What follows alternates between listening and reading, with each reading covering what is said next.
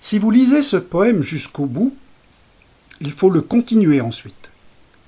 Il dure 24 heures à partir du premier mot.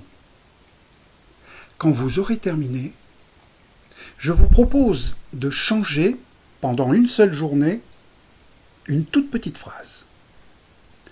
À chaque fois que vous décrocherez le téléphone, que vous répondrez à vos messages, à chaque fois que vous croiserez un visage plus ou moins connu, que vous entendrez une voix plus ou moins agréable, ne demandez pas « ça va ?» Essayez « comment te sens-tu ? Comment vous sentez-vous ? Qu'est-ce qui a compté ?» C'est idiot, je sais. C'est une toute petite phrase, si facile, vite sortie, vite oubliée. Rallongez-la, comme le chocolat avec du lait. Ça va ? Ça ne veut rien dire. Ça ne demande pas, ça se débarrasse. Comment te sens-tu ? Je me sens comme un oreiller en plein été qui n'a pas été retourné au milieu de la nuit, moite et ratatiné.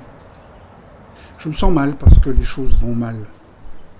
Mais que je vais bien et que je n'ai pas le droit de le dire, ni même, sacrilège, dans mon cas, d'aller mal. Je me sens bien parce que le petit chat est revenu, parce que l'amour ne m'a pas complètement brisé, parce que les fleurs devant la maison ne demandent pas la permission quand elles se mettent à pousser. C'est idiot, je sais. Et ce poème est trop long, trop contraignant. Il vous demande de changer une toute petite phrase et de vivre les effets de ce changement. Et franchement, vous avez autre chose à foutre de la prochaine journée. Ou pas. Ça va ?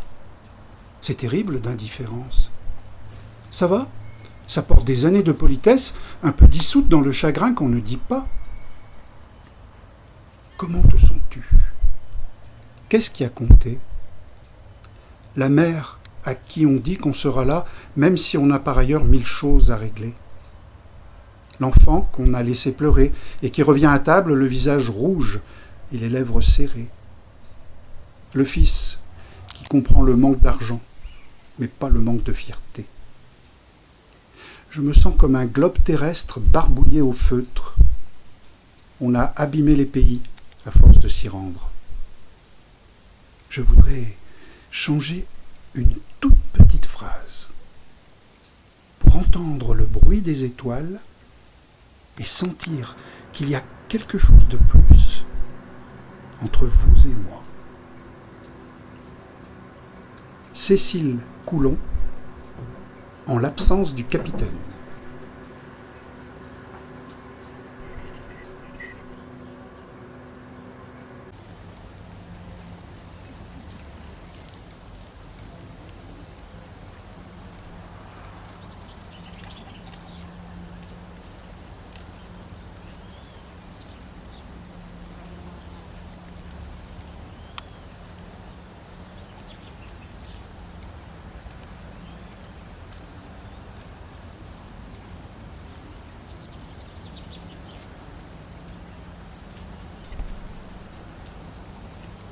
Le plus beau poème du monde ne sera jamais que le pâle reflet de ce qu'on appelle la poésie, qui est une manière d'être, ou, dirait l'autre, d'habiter, de s'habiter. Toutes les réactions des hommes relèvent de la poésie. Ça ne trompe pas. La poésie, c'est l'indifférence à tout ce qui manque de réalité. Si vous voulez, Kafka a vécu de cette manière. Le cordonnier du coin aussi. C'est le seul engagement qui vaille parce qu'il englobe la souffrance. Un homme de cet ordre, je me demande s'il peut pleurer. Mais il peut empêcher les autres de le faire. Cette passion du réel qui fait longer des précipices, ce goût exclusif, comment ne nous rendrait-il pas plus aptes à comprendre autrui, et pas le comprendre comme ça, non, mais le remplacer, en quelque sorte, le relayer dans son poème interne, retrouver avec lui la source, nettoyer le lit de son eau vive, et remettre en branle la circulation originelle. C'est derrière les mots qu'il faut aller voir. les mots sont des repères qui peuvent nous tromper si on les manipule de travers. Il y a une charge de silence qu'il faut respecter. On ne peut pas comprendre tout de suite de quoi il s'agit, pourquoi il s'agite. Et le poème écrit n'est jamais qu'un renseignement mieux ordonné. Un peu trop quelquefois. Un grand poète, c'est un monsieur qui, une fois, ne s'est pas trompé, a pris la voie royale de tous ses possibles. Tant pis pour lui s'il persévère, s'il croit qu'il ne se trompera plus, s'il se sacre poète. Et voilà Valérie, dont les précipices se sont changés en trous de souris. Il est probable que nous sommes le poème de Dieu, fragment de langage unique. Il y a des moments de fulguration qui éclairent nos murs, nos limites, qui nous laissent à penser que tout n'est pas absolument absurde, que le guignol a un bout de sens. La poésie, comme je l'entends, c'est le seul obstacle au suicide. Un homme qui se tue trouve qu'il a vécu à côté. Il n'y a pas moyen de se suicider en poésie, puisque c'est, comment dire, déjà fait. En fait, la poésie, c'est de considérer tous les hommes en poètes, comme s'ils étaient des poètes, et y tenir. Aucune possibilité de déception. L'on devient presque malhonnête. On joue sur du velours. C'est à prendre ou à laisser. Il y a comme une interdiction de revenir en arrière, et la mort ne trouvera rien à se mettre sous la dent. On aura fait le boulot à sa place, profitant de l'occasion. Ces jours et ces nuits, ces bonheurs, cet ennui, ce mal au corps perpétuel.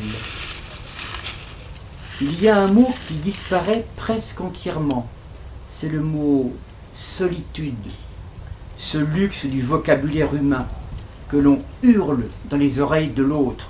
Quel tintamarre! Moi, je vais vous dire, j'ai envie d'être heureux. Un peu comme on dit bêtement que les clochards le sont. Heureux de rien et incapable de lever le petit doigt pour figurer dans le spectacle. Mes coulisses, c'est le ciel, la mer, le vent, l'arbre, et qui même me suivent. Je n'en démordrai pas, je n'en démordrai plus, c'est un pacte avec ce qui me paraît plus vrai que tout le reste, avec ce qui me rend à un langage plus modeste, plus fragile par rapport à celui des hommes de société, dont je comprends mal la nonchalance active. J'ai déniché une mansarde où travailler en paix, une table, une chaise, une lucarne, un peu comme si je partais à l'école tous les matins. Georges Perros, lettre à Brice Parrain.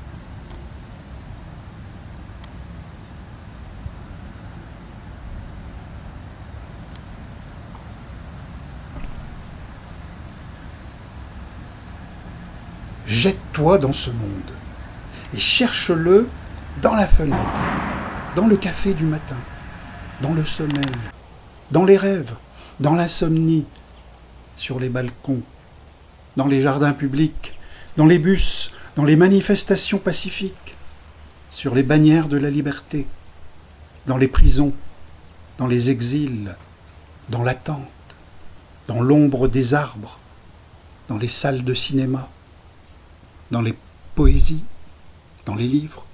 Jette-toi dans les histoires d'amour. À la fin des histoires, les histoires se libèrent des livres. À la dernière page, tu la verras passer devant tes yeux, ta propre histoire.